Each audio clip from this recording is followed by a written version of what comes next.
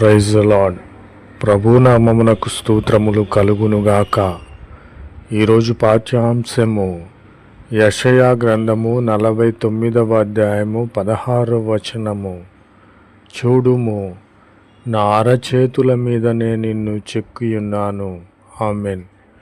నిజమే నా ప్రియమైన సహోదరి సహోదరులారా, ఆదికాండంలో మనము చూసుకున్నట్లయితే దేవుడు సర్వ సృష్టిని సృష్టించిన తరువాత ఈ సృష్టిని నేను సృష్టించిన సృష్టిని ఏలుటకు అనుభవించుటకును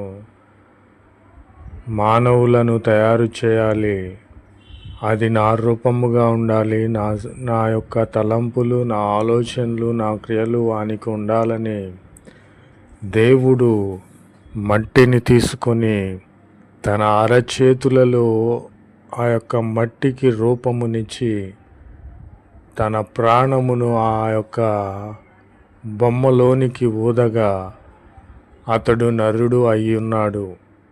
కనుక నా ప్రియమైన సహోదరి సహోదరులారా, యేసుక్రీస్తు అరచేతుల మీద మనలను చెక్కి ఉన్నాడు. తన రూపముగా, తన పోలికగా, తన పరిశుద్ధతగా మనలను చెక్కి ఉన్నాడు.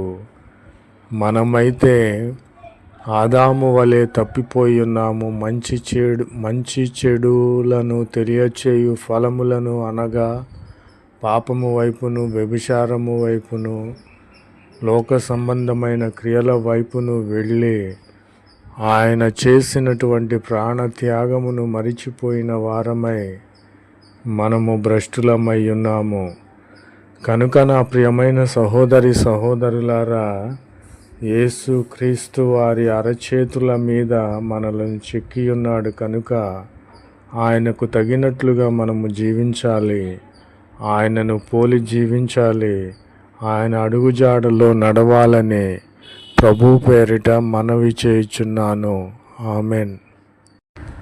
నా ప్రియమైన సహోదరి సహోదరులారా, లూకా సువార్త 21వ అధ్యాయము 19వ వచనంలో ధ్యానించుకున్నట్లయితే, మీరు ఓర్పు చేత మీ ప్రాణములను దక్కించుకొందురు. ఆమెన్.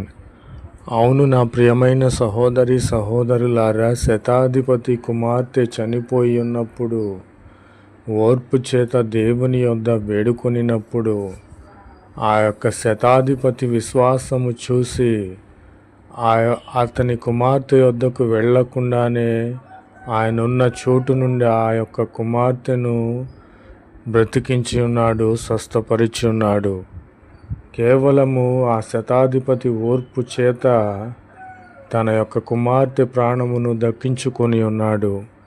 అలాగునే నా ప్రియమైన సహోదరి సహోదరులారా, దానియేలును సింహపు బోనులో వేసినప్పుడు దేవుని స్తుతించి ఉన్నారు, ఆరాధించి ఉన్నాడు.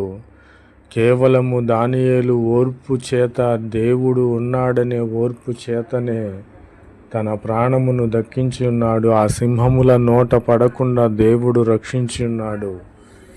షడ్రకు, మెషకు, అబేద్నెగోలను అగ్నిగుండంలో వేసినప్పుడు కేవలము దేవుని యందు విశ్వాసము చేత, వారికున్న ఓర్పును బట్టి వారి ప్రాణములను దక్కించుకొని ఉన్నారు.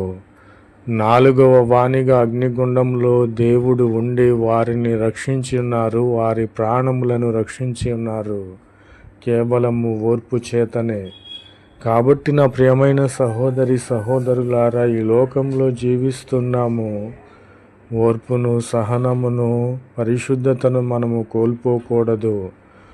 ఓర్పు చేత మన ప్రాణములను దక్కించుకునే వారముగా ఉండాలి. కానీ లోక సంబంధమైన క్రియలలో పడిపోయి పాపములోను, వ్యభిచారములోను ఉండిన ఎడల మనకేమి ప్రయోజనము? కాబట్టి మనము దేవుని యొక్క ఓర్పు చేత మన ప్రాణములను దక్కించుకునే వారముగా ఉండాలని ప్రభు పేరిట మనవి చేయుచున్నాను.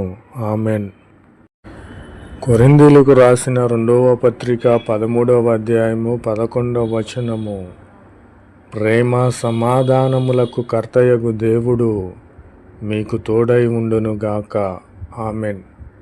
దేవుడు ప్రేమమయుడు, సమాధానకర్త, సమాధానపరుచువాడు. నిన్ను వలె నీ పొరుగు వారిని ప్రేమించమనిన దేవుడే మనలను సమాధానపరిచి ఉన్నాడు. తన ప్రేమ చేత తన యందు మనకున్న ప్రేమ చేత తన ప్రాణమును సహితము మన కోసరము పెట్టి తన ప్రేమను వెల్లడిపరిచిన ప్రేమమయుడు.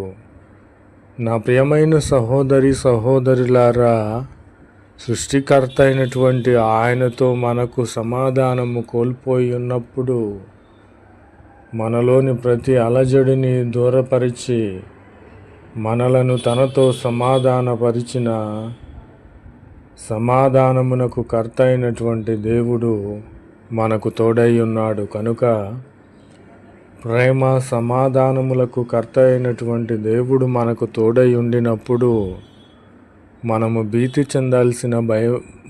చెందాల్సిన అవసరము లేదు, భయము చెందాల్సిన అవసరము లేదు, దిగులు చెందాల్సిన అవసరము లేదు, దుఃఖపడాల్సిన అవసరము లేదు. నీ దుఃఖమును, నీ దిగులును, నీ భీతినంతటిని పోగొట్టి ప్రేమ సమాధానములు నీకు కలగచేయబోచున్నాడు. నా ప్రియమైన సహోదరి సహోదరులారా, దేవుడు తన అరచేతుల మీద మనలను చెక్కియున్నాడు. మనము ఓర్పు గలవారమై మన ప్రాణములను దక్కించుకునే వారముగా ఉండాలి. ప్రేమ సమాధానములకు కర్తయగు దేవుడు మనకు తోడై ఉండునుగాక. ఆమేన్.